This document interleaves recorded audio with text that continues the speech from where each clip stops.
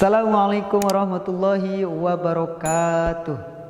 Innal hamdalillah nahmaduhu wa nasta'inu wa nastaghfiruh wa na'udzu billahi min sururi anfusina wa min sayyiati a'malina wa may yudlil fala mudhillalah wa may yudlil fala hadiyalah. Asyhadu an la ilaha illallah wahdahu la syarikalah wa asyhadu anna Muhammadan abduhu wa rasuluh la nabiyya ba'dah. Teman-teman media Kordoba 4 dimanapun berada, alhamdulillah, puja dan puji syukur marilah kita panjatkan kehadirat Allah Subhanahu wa Ta'ala atas segala nikmat, taufik dan hidayahnya, sehingga kita semua pada hari ini sampai hari ini kita masih diberikan nikmat sehat, nikmat iman dan nikmat Islam. Alhamdulillah. Selawat teriring salam semoga selalu tersampaikan kepada Nabi besar Muhammad Sallallahu Alaihi Wasallam beserta keluarganya, para sahabatnya dan kepada para pengikutnya hingga akhir zaman. Semoga kita semua termasuk di dalamnya. Amin amin ya rabbal alamin. Teman-teman media Kordoba 4 yang dirahmati Allah Subhanahu Wa Taala, tanpa terasa bulan suci Ramadan sudah beberapa hari lagi. Tentu sudah banyak ibadah yang sudah kita lakukan. Semoga kita bisa menambah ibadah-ibadah lainnya selama di bulan suci Ramadan ini. Nah, salah satu kewajiban kita di bulan suci Ramadan itu adalah menunaikan zakat. Nah, teman-teman, ada 8 golongan yang berhak untuk menerima zakat. Nah, teman-teman, Allah Subhanahu wa Ta'ala berfirman dalam surat At-Taubah ayat 60, A'udzu billahi minasyaitonir rajim. Bismillahirrahmanirrahim. Innamas shadaqatu lil fuqara'i wal masakin wal 'amilina 'alaiha wal mu'allafati qulubuhum wa fir riqabi wal gharimina wa fi sabilillahi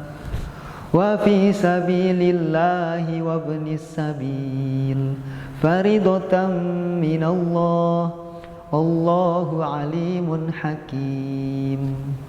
Shadaqallahul azim.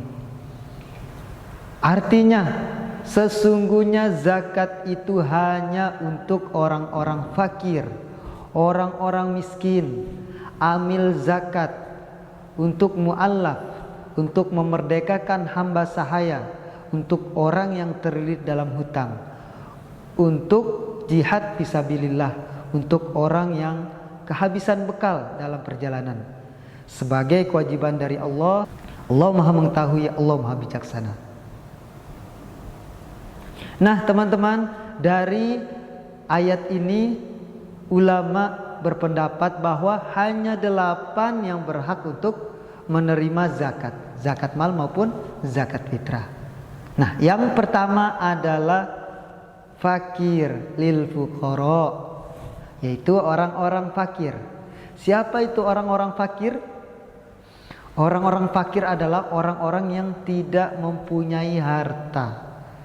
Dia tidak memiliki harta, bahkan untuk makan pun susah. Kemudian yang kedua adalah wal masakin, yaitu orang-orang miskin. Siapa itu orang-orang miskin? Orang-orang miskin adalah orang yang mempunyai penghasilan, mempunyai pekerjaan, mempunyai harta, tetapi tidak cukup untuk memenuhi kebutuhannya sehari-hari. Contohnya misalnya dia mempunyai gaji 50.000, tetapi kebutuhan sehari-harinya itu mencapai 100.000. Maka dia termasuk di golongan orang-orang miskin. Kemudian yang ketiga yang berhak menerima zakat adalah amil zakat. Siapa itu amil zakat? Amil zakat adalah orang yang bertugas untuk mengambil zakat dan menyalurkannya, yang ditunjuk secara resmi oleh pemerintah. Dalam hal ini di Indonesia yang disebut Basnas atau Badan Amil Zakat Nasional. Bagaimana yang ada di sekolah atau yang sering ada di masjid? Ya, jika dia ditunjuk secara resmi maka dia disebut amil zakat. Jika tidak maka dia hanya sebagai wakil kita yang memudahkan kita menyalurkan zakat atau sebagai panitia zakat. Kemudian yang selanjutnya yang keempat yang berhak menerima zakat adalah mu'allaf. Ya, siapa itu mu'allaf? Mu'allaf itu adalah orang yang baru masuk Islam, yang masih lemah imannya, maka dia wajib mendapatkan zakat. Kemudian yang kelima adalah untuk memerdekakan hamba sahaya. Ya, untuk memerdekakan hamba sahaya. Pada zaman dahulu, pada zaman Nabi, itu masih banyak orang-orang yang belum merdeka, terjadi perbudakan. Maka zakat ini untuk membebaskan hamba sahaya ini. Insya Allah pada zaman sekarang ini sudah tidak ada. Selanjutnya yang keenam yang berhak untuk menerima zakat adalah Gharimin, yaitu orang yang terlilit hutang, bukan untuk maksiat tapi di jalan Allah, ya. Jadi misalnya orang yang jatuh bangkrut karena hutang, ya, ada orang kaya misalnya untuk mendamaikan seseorang atau kaum sehingga habis dia hartanya untuk berhutang, maka dia termasuk yang berhak untuk mendapatkan zakat. Orang yang terlilit dengan hutang bukan untuk maksiat. Kemudian yang ketujuh adalah fisabilillah. Siapa itu fisabilillah? Yaitu orang yang berjihad di jalan Allah. Jumhur ulama atau sebagian besar ulama sepakat bahwa fisabilillah hanya untuk orang yang berperang di medan laga tanpa digaji oleh pemerintah ataupun dari organisasi manapun.